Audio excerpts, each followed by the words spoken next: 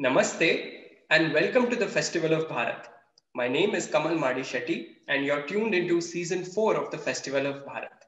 We are a platform that believes in having open and frank conversations about Bharat with no holds barred. And today we're going to discuss a very important topic and we have a very special guest with us, Shri Gopi Shankar Madurai ji. Gopi ji is a dharmic, indigenous, and equal rights activist. He's one of the youngest and the first openly intersex and genderqueer person to contest the Indian State Assembly elections.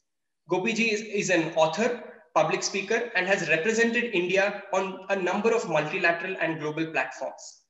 The Ministry of Social Justice and Empowerment of the Government of India also appointed Gopiji as the South Regional Representative of the newly formed statutory authority, the National Council for Transgender Persons.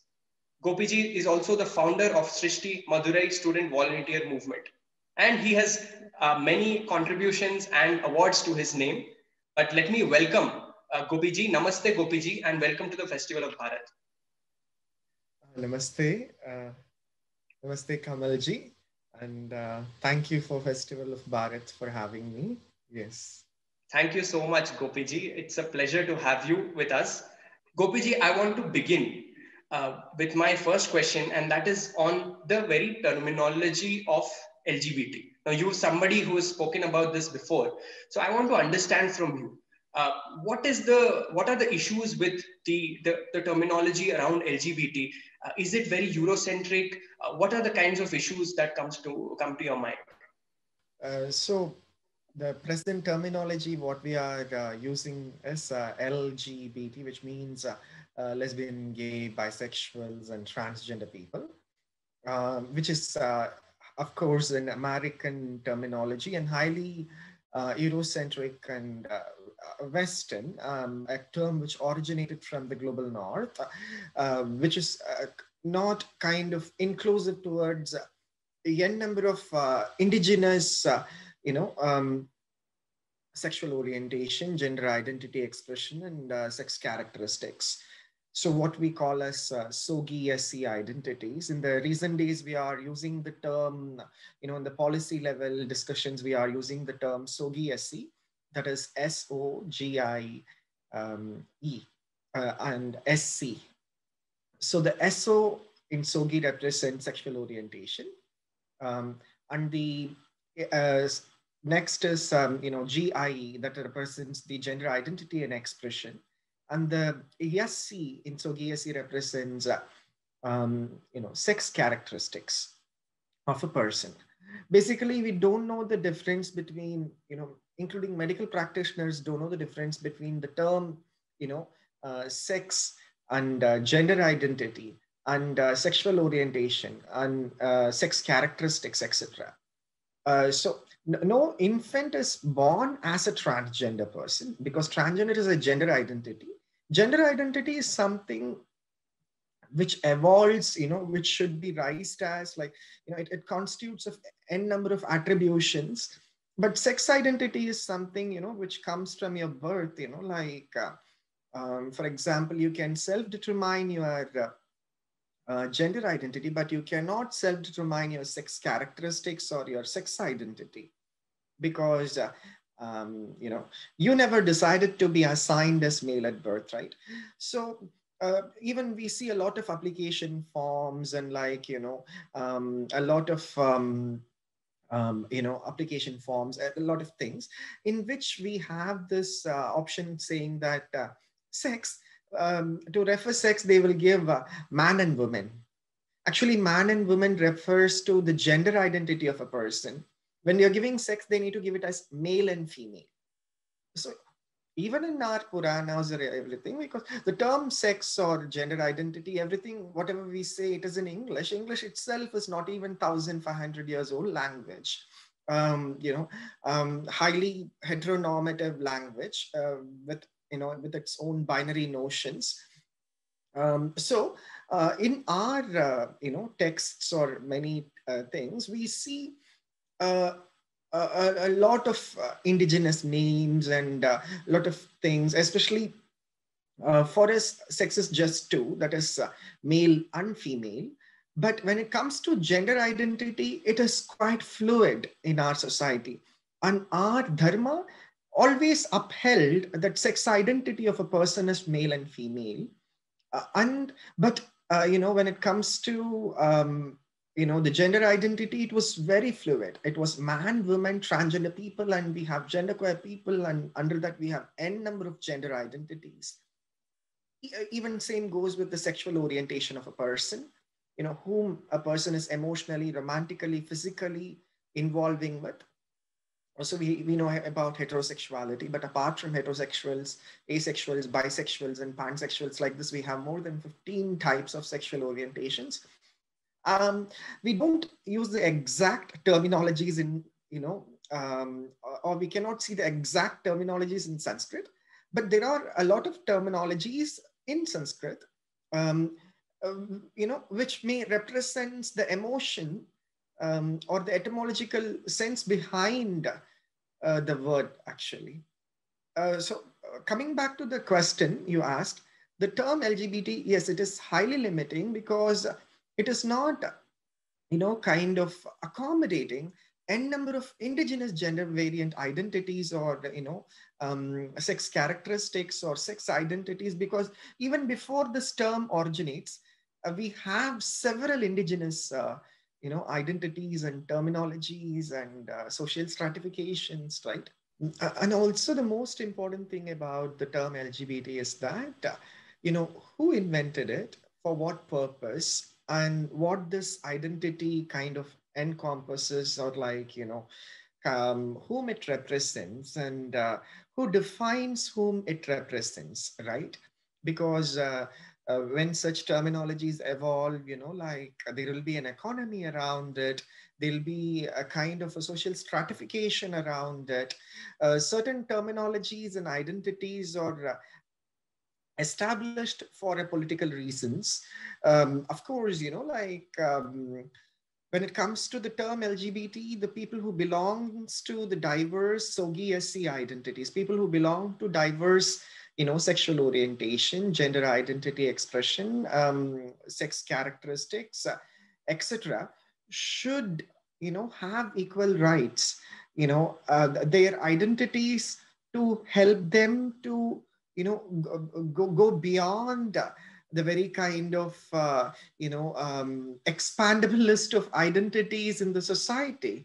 And it should help them help the society not to be stereotypical, or like, have a kind of a prejudiced ideas. But when it comes to this particular terminology, it itself is evolving from a space where it is highly, kind of because what we call as indigenous traditions, in here, is that anybody who, venerates or, worships or celebrate, or have a kind of a devotion to their selfless ancestor, anybody who have devotion to their selfless ancestor, who consider their selfless ancestor as God, is part of indigenous tradition.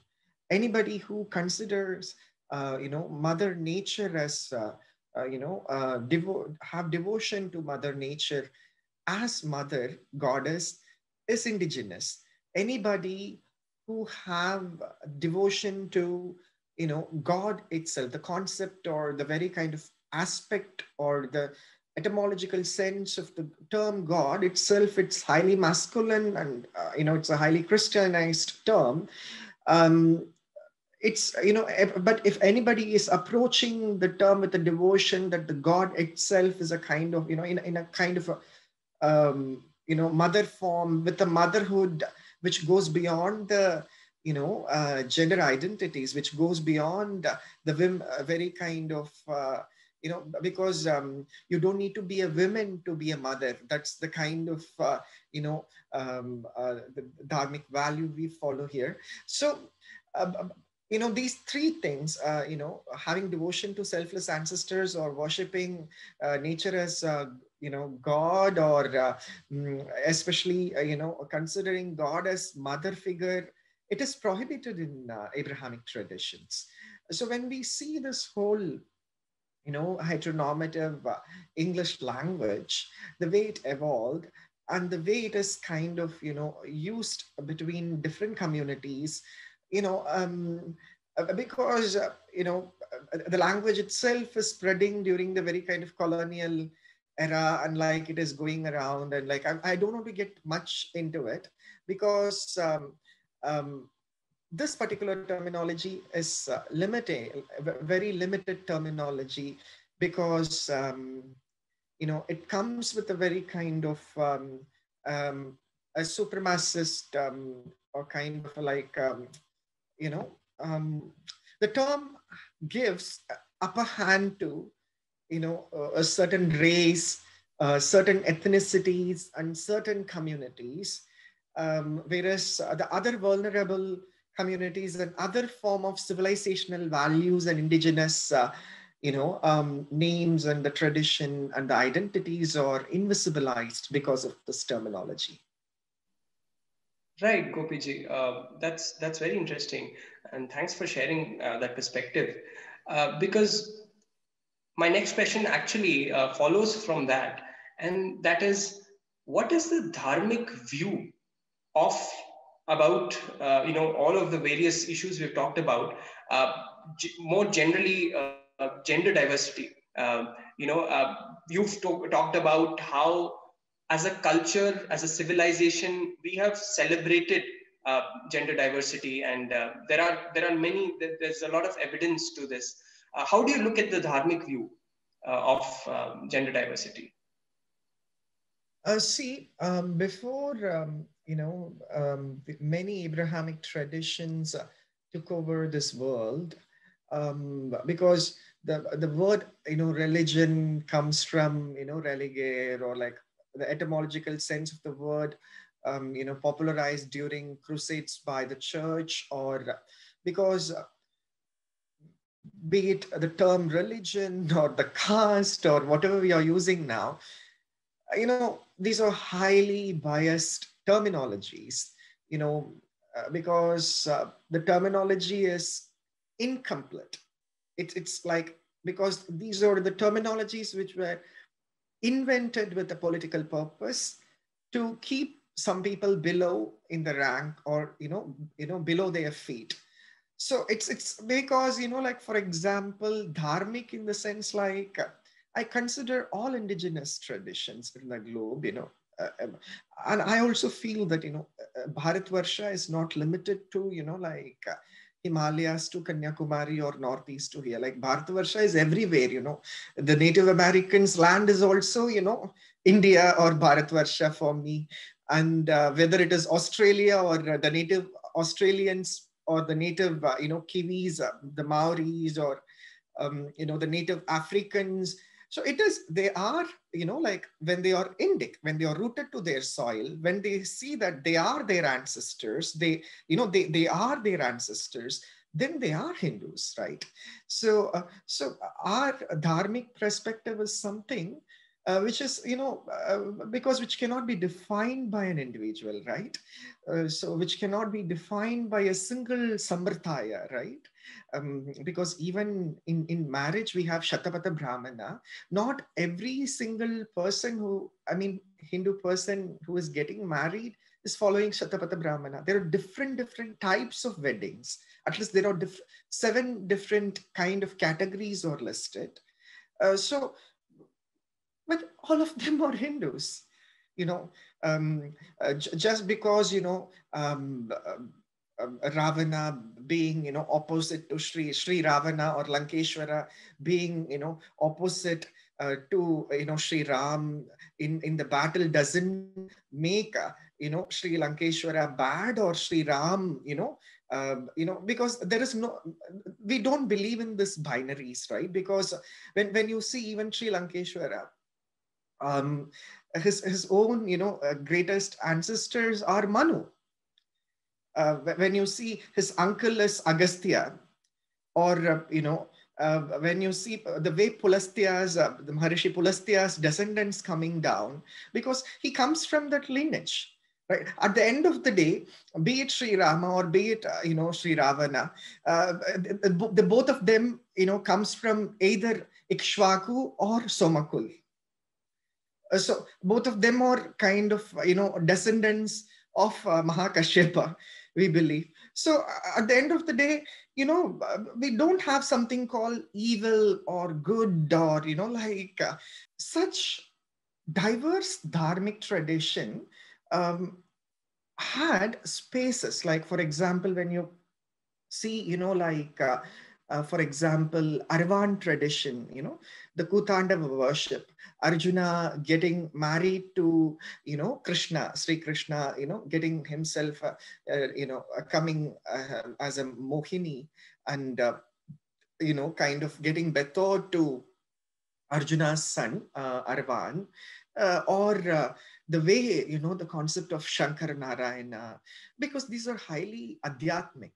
We cannot blatantly kind of turn them into a kind of a Comic-Cons or a Superman hero, He-Man, like a characters, or like some Greek or Roman or Hellenistic, characteristics, because it has a lot to deal with, like your emotions and the way you connect with them, your bhava, your rasa, how you serve them, the very kind of bhakti you have for them.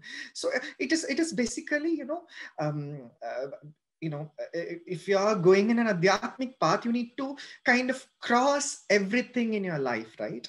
You need to cross various types of labels, and like you need to kind of, okay, I'm removing this label, I'm removing this label. So it's like, so I'm not this, I'm not that, I'm not this, I'm not that. So simply you cannot say I'm not this or I'm not that, right? So you need to feel it, you need to live in it to understand that.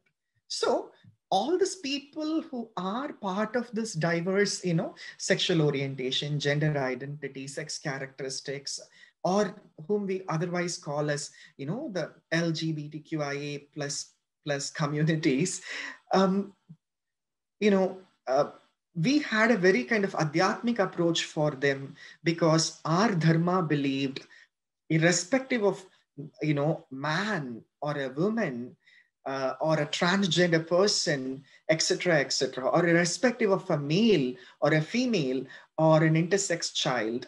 Intersex children are not, transgender people. Intersex is a sex characteristics. It refers to the sex characteristics of the person.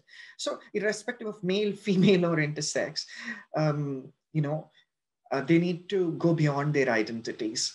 So because in our tradition, a lot of sannyasi sampradayas, are not allowed to wear sacred thread, because they need to renounce everything. They need to renounce that they are Homo sapiens, or they need to even renounce that they are sannyasis.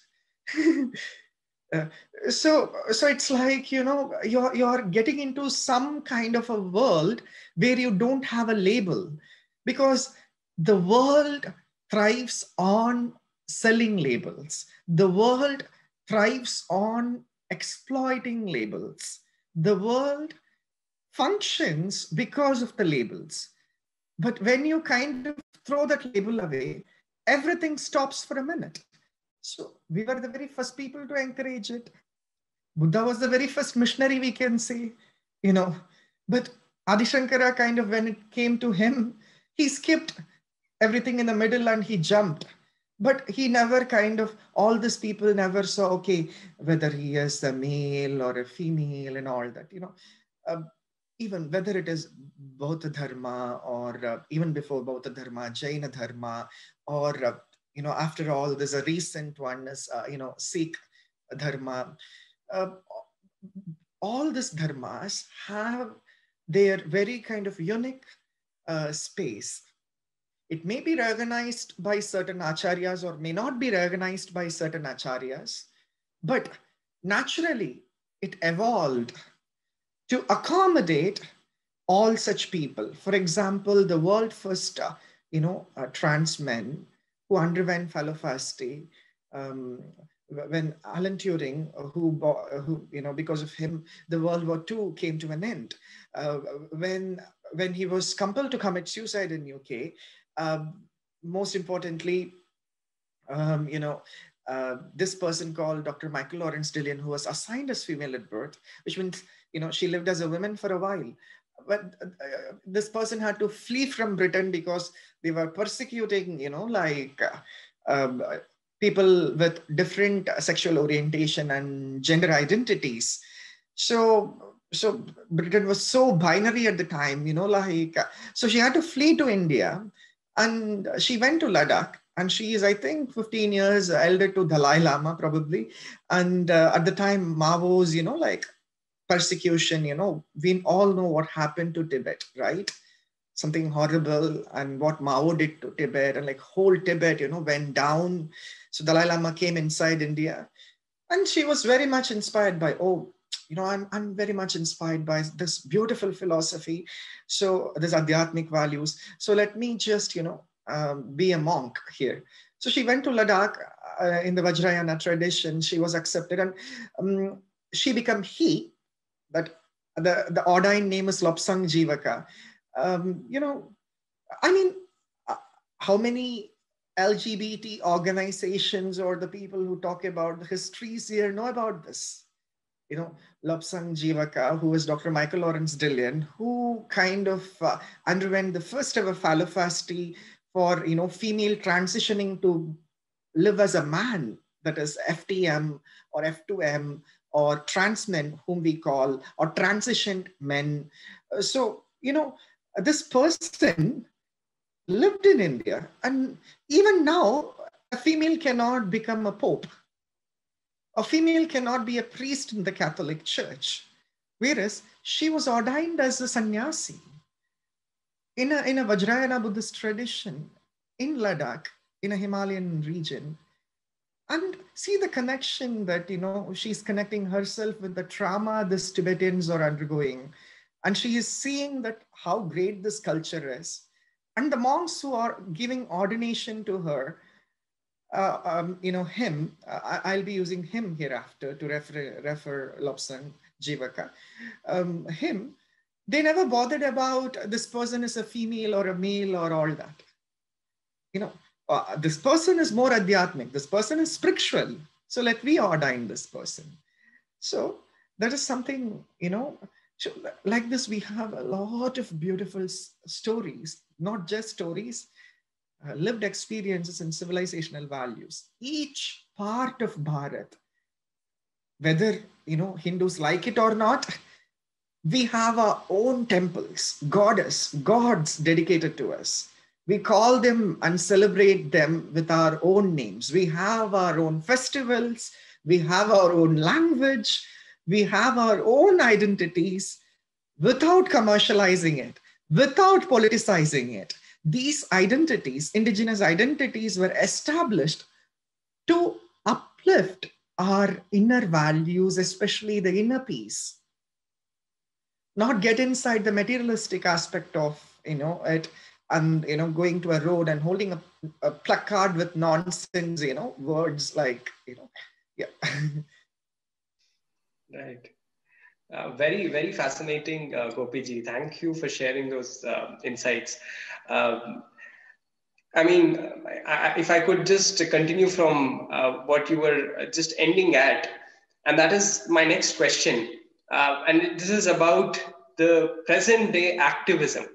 And you have, in fact, written an article a few months ago, in fact, which is titled "How Woke Activism is Killing the Queer Cause in India." Right? This was about a few months ago. What do you mean by that? How is, you know, woke activism? Why is it problematic?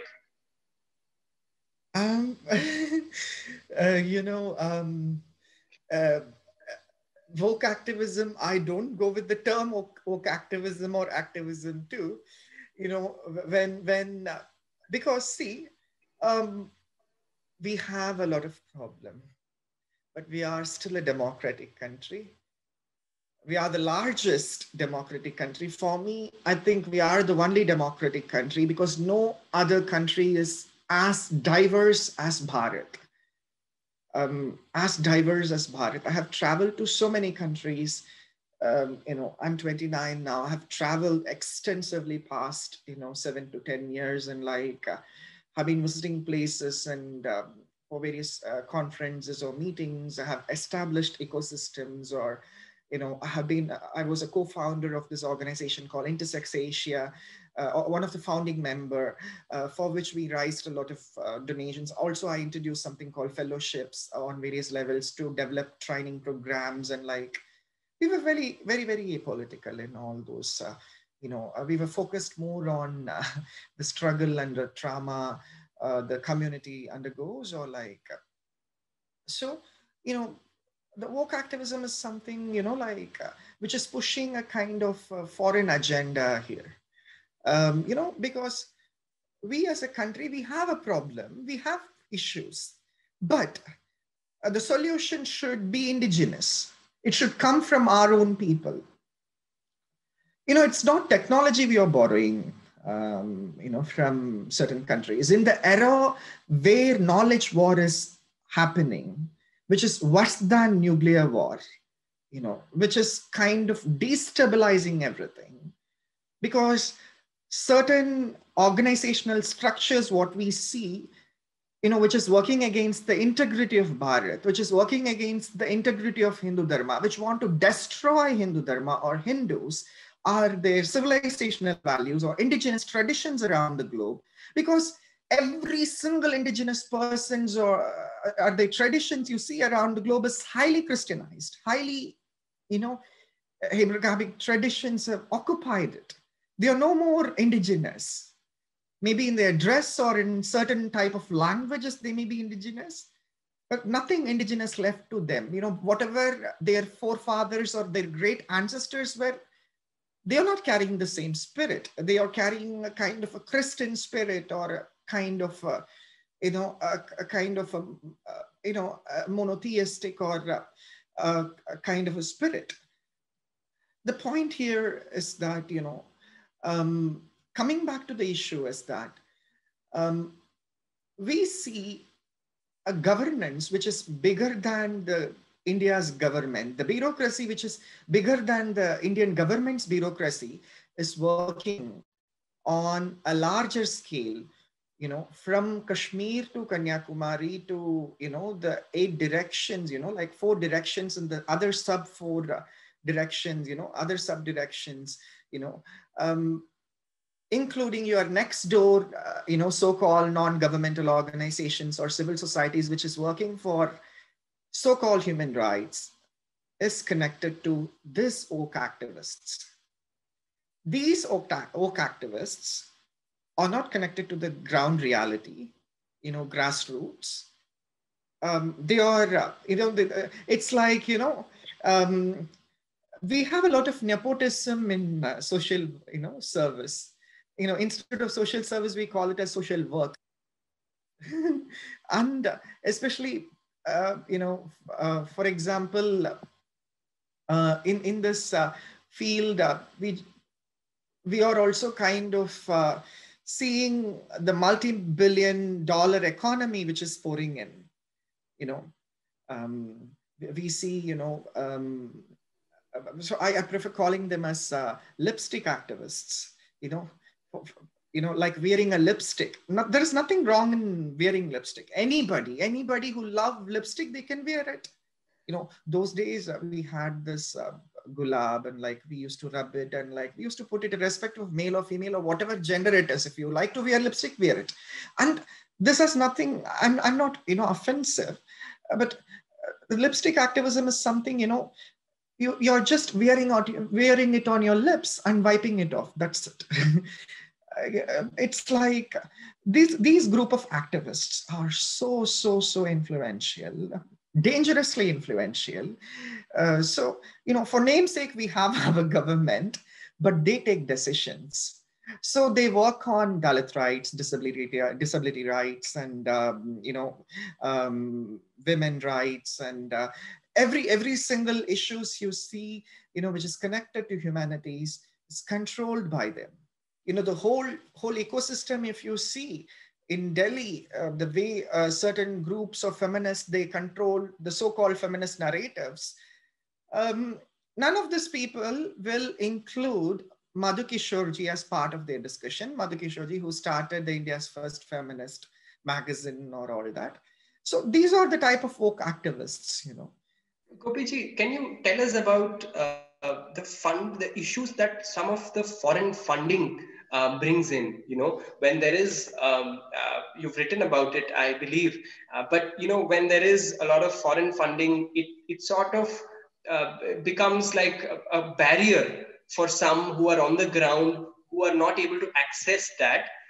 You know, their voices are somehow drowned out in the larger scheme of things. So does that also sort of exacerbate some of these Yeah, problems? absolutely. Because see, the point here is that, for example, we have a gigantic corporate civil society coming and swallowing, you know, street vendors, like, you know, small ecosystems and NGOs. It's like literally you are buying activists with millions of rupees. You know, be it, you know, CAA or NRC or, you know, Article 370 issue, the way these people are structured, the way these people have structured their funds, you know, it is like highly problematic, highly unethical, you know, it is highly biased. It's like a multi-million dollar business. Even if you're going to run a, you know, kind of a multinational company, you will not get that much money. You know, like, um, uh, I'm not paid a single penny for like 12 years. We were the longest floating, you know, LGBTQI or the SOGI youth volunteer movement, youth-led movement in India. We have been surviving without even a proper office, and like, the impact we have on the communities or the policy making and the law making, even before the BJP government come into the picture, we were existing from the last government was there, and like we have been engaging with them too. And um, we don't even own an office, but when you see like people who came before 2 years or 3 years, they own an apartment, they own a farmhouse. They own farmhouse in Delhi. They own apartments in Delhi. They you know, like, lavish thing, you know, like it's like, you know, uh, it's like the ecosystem is quite strong. And we also see, um, like, because earlier only, you know, for example, on one hand, we had extremists, like Wahhabists or like PFI like people, or like fundamentalists, Islamic people, from whom we faced a lot of challenges. We had radical Christians who were like, converting mass, in mass, people, in mass numbers. We had problem with them. And we had this atheists, political parties. Tamil Nadu is very famous for, like, all the stupid atheists, political parties, which are useless. And but but but when you see all this is connecting to this ecosystem now with this ecosystem, we have Communist Marxist Party, DMK joining in, Congress joining inside, and every single party from yesterday's organization. So you see the number of organizations they put through outside to spread kind of misinformation about varna or caste or jati or whatever you want to call it, about that, in US. And none of these people will talk about, um, the great, leaders from the scheduled caste and scheduled tribes community who upheld Hindu values, like Dr. MC Raja, or Ayan Kali, or Swami Sagajananda from Tamil Nadu. A lot of people, they will not talk. They don't want to talk about it. So they have their agenda. They will go with that. So now, with their agenda, in this, we have these oak activists, and we have this, this group of people, everybody is joining in here because, when I commented about Kashmir is integral part of India, then people call me Islamophobic. Oh my God, did I said something about Islam? Then how can you call me as Islamophobic? I told the US so-called LGBT activists, like the intersex activist, you know, uh, you are homogenizing Kashmir as a Muslim land. I told her, how dare you can, erase the indigenous identities and invisibilize the various, indigenous traditions of Kashmir under Islam. Even before Islam, we had a tradition, Dave. It makes me wonder, because on one side of things is the way things are structured, the way things are organized. But on the other side, when these things actually hit the street, hit the ground, in the form of, protests and activism, placards even, uh, there is a sense of very misplaced priorities, right? So there is the kind of things sometimes some of these activists have been advocating for may not be something that people in India either need or really should be prioritizing. So is there also a case of misplaced priorities when it comes to some of these activists? I'll tell you something. If a person want to, if a male want to become a trans woman, if a male want to transition as a woman, in this traditional Hijra Jamaat system, Jamaat is a place where they live together. The male who want to become a Hijra need to pay at least, 2.5 to 3 lakh rupees, which is around 2,000 US dollars at least, 2,500 US dollars at least, which is a huge money, even for people living in US. So you need to do begging to pay that. After you pay that money, why are you paying it to them? Because your parents are not accepting and you're running away from your home. And, when you find, kind of refugee or like kind of asylum with this group of people, they kind of provide you shelter for which you need to give this money to them. And they will allow you to perform this gender affirming surgery. Once they're allowing this person to perform the gender, affirming surgery to this particular person who is transitioning as a woman, trans woman, this person, then they will be domesticating them into prostitution and begging.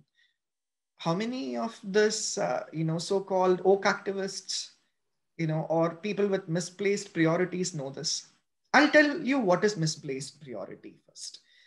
For example, in India, we have 15,000 plus intersex infants who are born with sex reproductive system, which cannot be easily classified as male or female.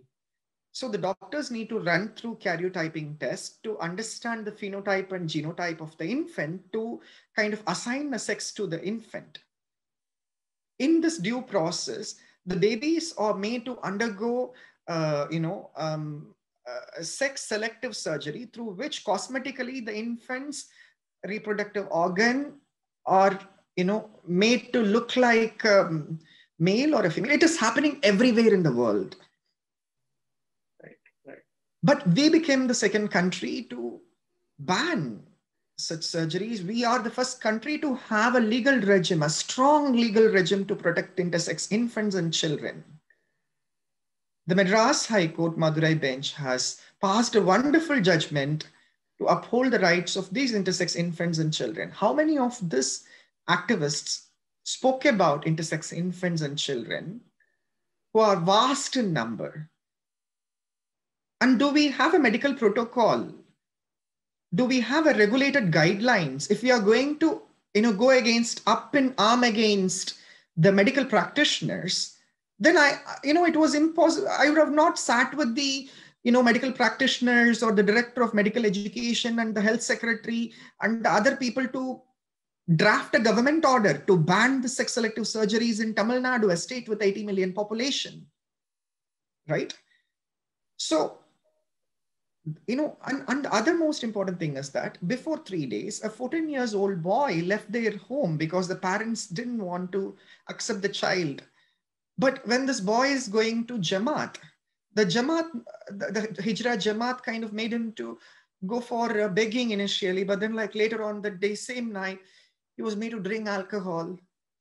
And then what a 13, 14, 15 years old child see in such jamaat is condoms, physical relationship, ensuring childhood for all children, irrespective of their, sexual orientation, gender identity, or caste identity, or whatever identity it is. That is important. Is this their priority? No.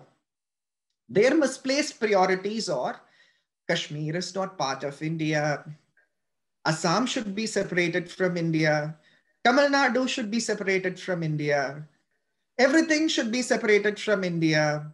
Abrogating 370 is like a darkness for queer community. The LGBT community in Kashmir is struggling, as if before 370 abrogation, they had gay pubs and bars and people were dancing on the road there, like stupidity, at most stupidity it is. Like, the point here is that their misplaced priorities have paved way for n number of anti-Hindu, anti-indigenous, anti-civilization groups to surrogate their ideas in India. Such Delhi-based organizations, when you see Queer Muslim Project, this guy who's running this, he was a mercy petitioner for Ajmal Kasab. And people want to normalize terrorist narratives. Do the grand imam, the grand mufti of Sunni Islam in India, who is in Kerala, will he accept this? No, he will not accept it, because he denounced Wahhabism, because he denounced PFI-like organizations. He has his own problems to deal with. The point I'm telling you is that these people who are running this Queer Muslim projects, they have a huge connection with the UK-based anti-Hindu, groups which ran the protest in front of the embassy. The way these funds are structured to several such organizations without FCRA, through fiscal sponsorship. For example, if your organization have an FCRA, mine don't have that. Even though, for example, you say that your organization is working on education, but you have an FCRA, whereas my organization is working on Kashmir and all that, my FCRA is cancelled, still I can get the money from you, reroute the money from you. Apart from that, I can also get individual payments for which we don't have any regulation. So such monies were funded, and like this ecosystem were integral part of organizing Shaheen Bagh, Bhima Corrigan, Rohit Vemula's death was like the way people orchestrated it. They never stood for Dalit Hindu athlete Shanti Soundararajan, who was kept nude for more than 7 hours in Doha Asian Games. Where this award Wopsy gang went, she was working in a Brooklyn for less than $1.50. Where this idiots went. The point here is that this present government sponsored Tudi Chand's case to be represented in Court of Arbitration for Sports, because of which the Rio Olympics became the first Olympics which took place without sex verification test. In sports, only women need to undergo sex verification test. I mean, like, of course, men do underwent, but then like not as much as women, So the way these people are humiliated, especially these women are humiliated. We worked for them. So their misplaced priorities never advocated for real change. Their misplaced priorities is not bringing out any constructive activism. Their misplaced priorities are kind of, circling around a kind of a destructive activism and narrative. They are becoming so powerful in international forums because a lot of countries with vested interests want to kind of use them as puppet, or like pour in money to them, and then like they represent the so-called communities they are saying, and without bringing any change on the ground, in a country where talking about reproductive health is, kind of still a huge challenge in the rural schools or village schools, or even in many urban schools, like how many science teachers. But then, so they want to talk about, like how to use female condoms in Tahur International Schools, but not just talking about that, then why the hell we are not showing pornography to these children? Let me, kind of See the way, I'm not talking about moral policing, I'm talking about ethics. Right. We don't have, these are the people who don't have any kind of ethics in their life. Right. Gopiji, I think it's very fascinating. And I think ironically, um, the ISIS in West Asia, if we look at the ISIS, the way it deals with people is throwing people off the rooftops. And ironically, it's the same kind of people that a lot of these groups tend to create sympathy for. Be it in Palestine, be it in different places. The kind of terrorist groups that there is a tacit sort of a sympathy that is being generated, like you said. I think it's The sad thing is that a Palestinian gay person or lesbian person will not support Israel. A lot of them. But yes, Israel is the country which allows gays and lesbians to openly serve in their defense. yeah, But let Muslims have their own spiritual groups. right, If it is spiritual, I'm happy. right, right, right.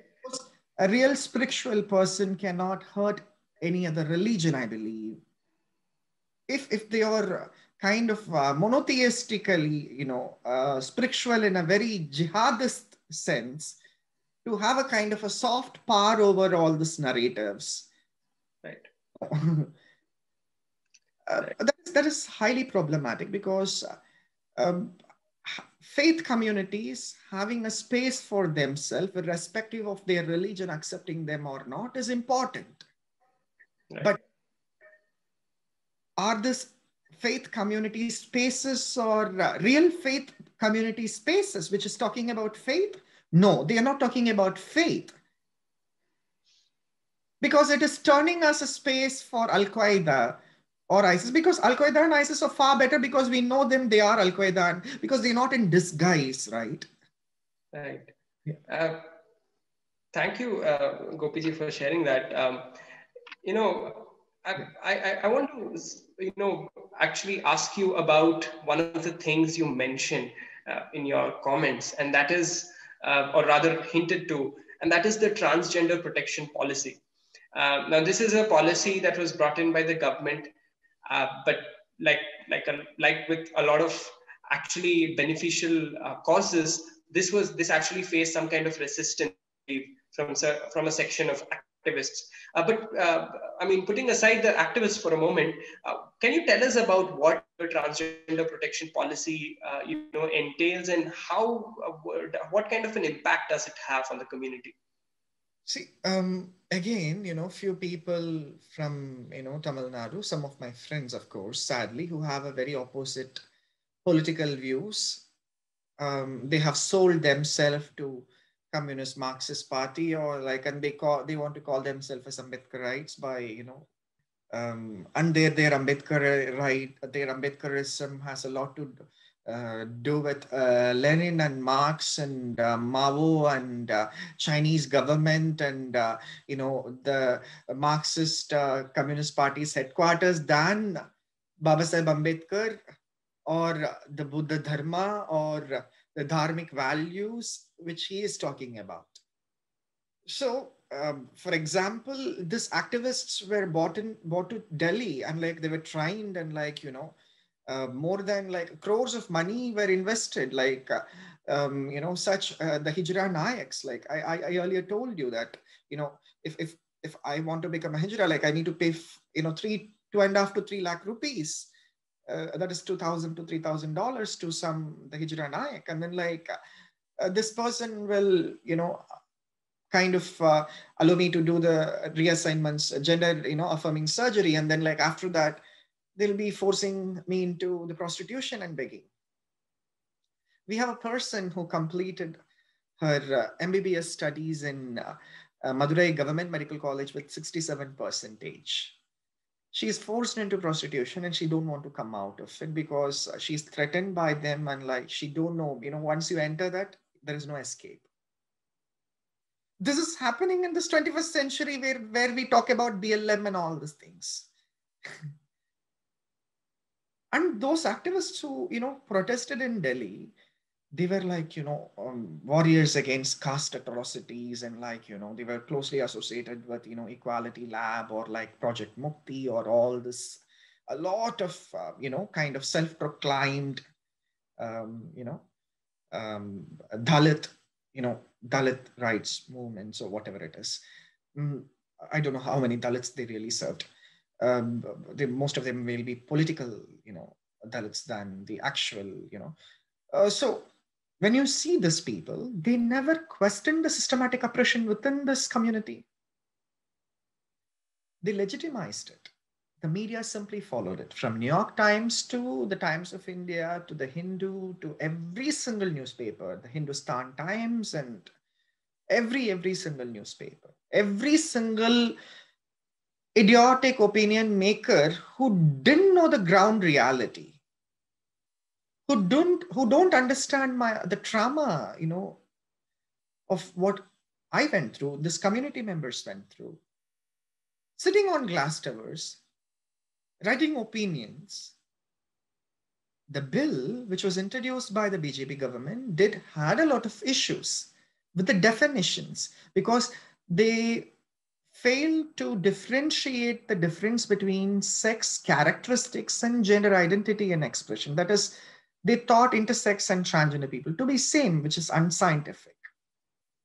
But it was later rectified. We are also still working on various issues related to the act, which is no more a bill now. When the bill in the earlier format, like, the earliest bill, when we see the private members bill, it was introduced by Trichy Shiva, one of my friend, of course. She drafted it, and I also gave inputs to the bill, and I also introduced this DMK MP to some of our friends. So then, like, they also supported him. But his legislation was not practical. Policies or policies, when they are practical, when they are not practical, they are mere papers. It is useless.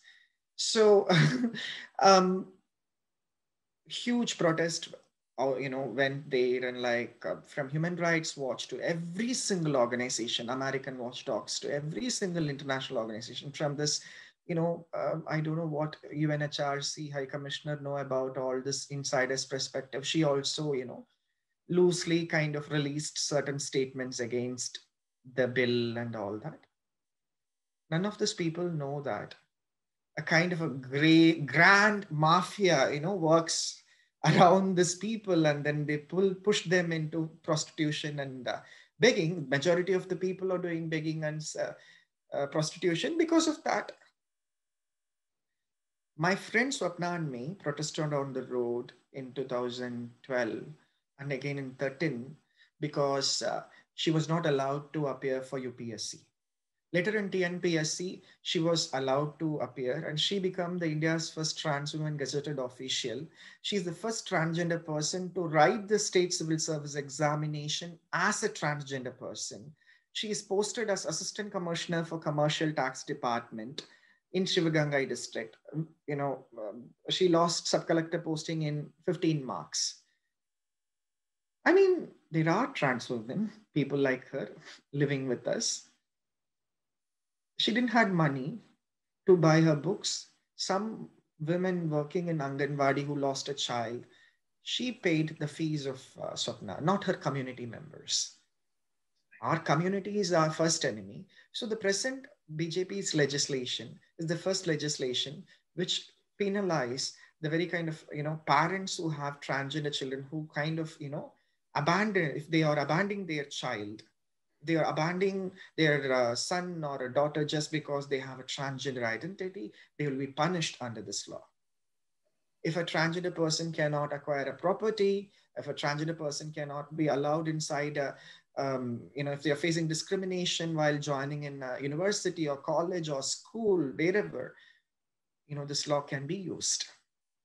Um, After 8 years, with the help of this law, I helped a trans woman to get her property, mother's share of her property. Which is, after seeing that, a lot of trans women came and said like, oh, we need to get our properties too. So 8 years of struggle. Can you imagine? Like, so there are a lot of good things like that. For example, like a 14 years old child, left the home, and the parents don't want to keep them. Um, okay, like we cannot simply, okay, we can also kind of impose certain law on them, but where are we going to keep this child? Like after we made the child to appear in front of the child welfare committee, who are clueless about non-binary and transgender children. After making them to appear, they are sending the such children back to the Jamaat system, where they will be going and begging and doing sex work.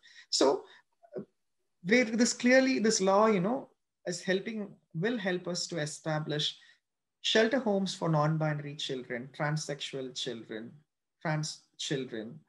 mm, you know it will help the future to not get inside this horrible kind of Jamaat system, the Hijra Jamaat system, or a transgender Jamaat system, or Haveli system, which will force them into prostitution and begging. So people legitimized this Jamaat system, begging and prostitution. They want the government to nationalize begging and prostitution. How come any government in the Western countries also can do it? Right. The point is that when this bill, that's why, Satyameva Jayate, like that we say, right? So whatever is truth, it won in the end of the day, like thousands of people protested, only less than like very few people supported this. But at the end of the day, already it is a law now. Protection, Transgender Persons Protection of Rights Act 2019. Hereafter, it will be referred as law. Hereby, it's like we are already using the sections for, like, I've been handling 36 cases. I'm not paid for handling all these cases. I don't even have an office to handle too many stuffs I'm handling here. But how come we can legitimize a system which is forcing more than 2.5 crore people to into begging and prostitution through this Jamaat system? If the Jamaat and the Jamaat system, the transgender and Hijra Jamaat system or Havelis are like heaven to these people, how many of them, were allowed to, go and study in an educational institution or complete their studies? A person who completed her MBBS, who appeared for NEET examinations and completed her, MBBS in a government medical college in Tamil Nadu, which is tougher than getting inside IIT, with 67%. At present, she is doing brothel. We don't want people to get inside such system. And we are trying to do something ethical, because the government need to focus on the welfare, and they need to confer the constitutional rights. They cannot, kind of give them a comfortable life. They need to take care of their comfortable life. Government is not there to give comfortable life to people. Government or the policies must meet the basic necessities. Of course, we have problem in meeting the basic necessities, and the present government is rigorously working on it. From digitalizing the payments to the transgender people during this Corona, time, to every single aspect you see with the present governance. Of course, I do have problem with certain bureaucrats, but then like we sit and work with them. This is constructive activism. Right, right. Gopiji, in the last, especially in the last 6 years, if you see a lot of activism, you look at, platforms like Instagram, or you look at social media in general, there is this, very strong tendency to portray this government, especially a Hindutva government, and not just the government, but also, Hindutva in general, or, even the color of saffron, as the villain, something that is working against, these communities. But when you actually look at the record of various political parties, it's actually the opposite, right? You look at the Congress government, you look at so many other governments. So how do you look at these political and the partisan sort of positioning of a lot of this activism? How do you look at that? See, for 60 years or whatever time we had this Congress government in power, um, what they did, we never see them kind of, changing their Facebook cover pictures or images, rainbow pictures, during this American Pride Month. And like, I don't know what is, this American Pride Month, like, I'm proud and proud, I don't even like the word pride. I go with the word saying like, I'm humbled about certain identities and like all that, because my gender identity, my sexual orientation, my sex characteristics, my gender expression are one important aspect of my life. That is not everything about me. That is not the only identity which is defining what is Gopi, right? So one of the most important aspect here is that we see the way Congress, kind of dealt with things without knowing, because they want to give the right, talk about the rights without knowing who they are. So they took the Eurocentric and the American approach without understanding the Indic perspectives or the Indic approach. You get it, right? So I'm not talking about somebody wearing a saffron and coming and saying, like, that is not, Indic or Indian, approach. Rather we believe in somebody who is not without any tilak or like simply wearing, you know, uh, because, our dharma resides and live eternally in our hearts and with our ancestors and with our spirit and like with, whomever is going to come and whomever wants to protect the diversity of the land and the, Mother Earth, they will have it. But the very kind of homogenization which took place, during Congress era, they didn't want to kind of,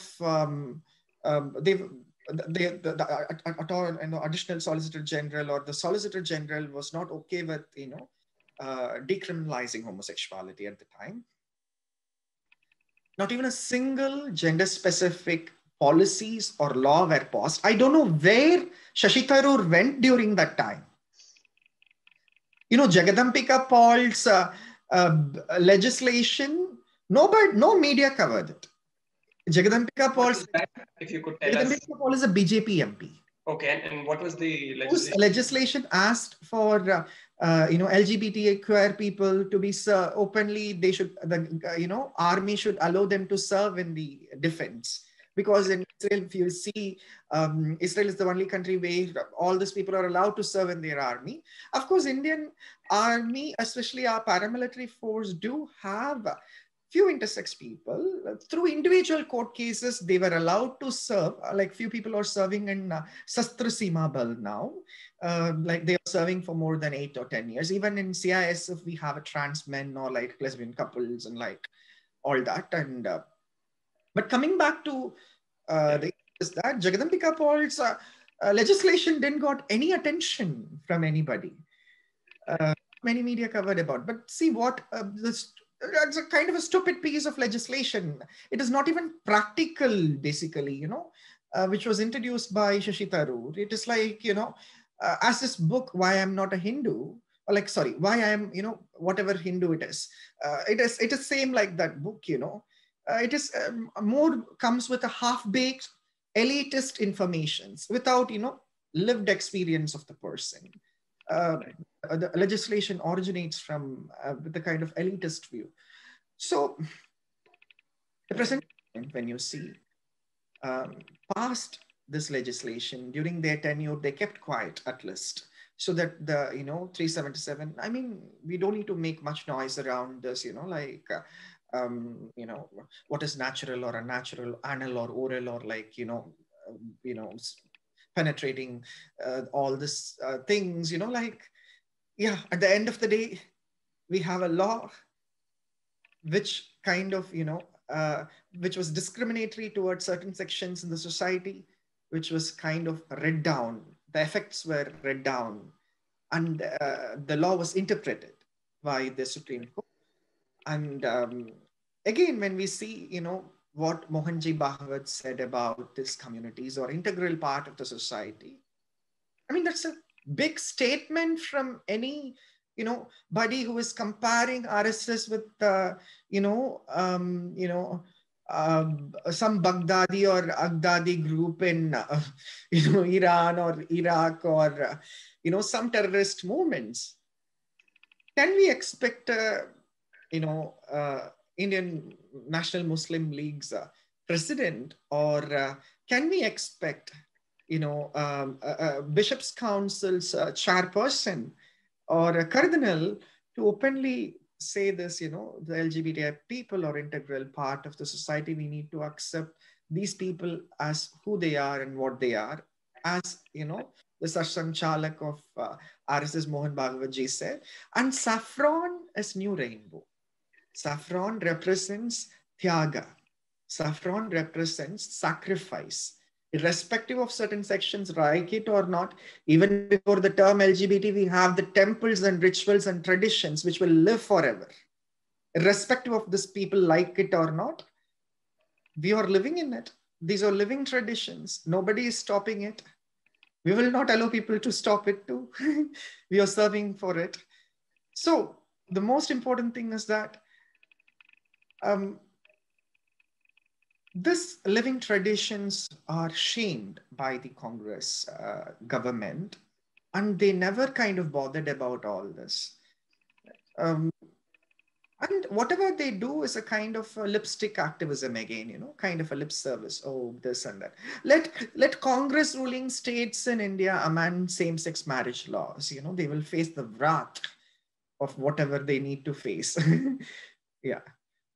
Let Congress ruling states in India first, kind of accommodate the people of diverse SOGI identities in a more dignified way with gender-specific laws. Will they? Can they? No, they cannot. All they can do is they can post a status on their Twitter or Facebook, and and they can kind of change the cover picture. Whom it is going to use, whether it is going to use a 14 years old boy who is leaving his home because of his gender identity. No, it is the Modi government's bill which turned as a law. It is going to help this child to get a residence. We are trying to get the child residence. We have invoked POSCO with Transgender Persons Protection of Rights Act 2019 against several trans people who trafficked few trans and non-binary children and who forced them into prostitution and begging and, etc., etc. So we are working on it. The sad thing is that the people who are working on the other side have no financial resources, no, human resources or like people to support. All we have is knowledge resources. We kind of try to, we have created certain knowledge resources in a more inclusive manner. And we don't want certain diverse, kind of a group of people who are highly destructive to control the knowledge resource. And yeah. Right, Gopiji. I think it's very important, especially for those who are looking at these issues from a distance, to realize that things at the grassroots matter much more than, like you said, very cosmetic sort of an activism. And I think you've brought it out very well in different issues that we've touched upon. I would like to close it there, Gopiji, but it has been a very fascinating discussion. I think we've sort of covered a lot of ground, and I'm really grateful for you to you for throwing light on so many different issues. So thank you so much for that. Thank you so much for this opportunity. And yeah, I hope I was, I could do whatever justice I can. So Absolutely. Yeah, but anybody who wants to reach us to, serve, our communities or to know more about this, feel free to reach us. Like you can give my email ID or like, Srishti's email ID and contact. So people are most welcome, to support us, not with money, but with their energy and speak to us. That itself is a support to us. Yeah. Jai Absolutely. Man. Absolutely. Namaskar, Gopi ji, and thank you so much for joining us. Namaste. Jai Man.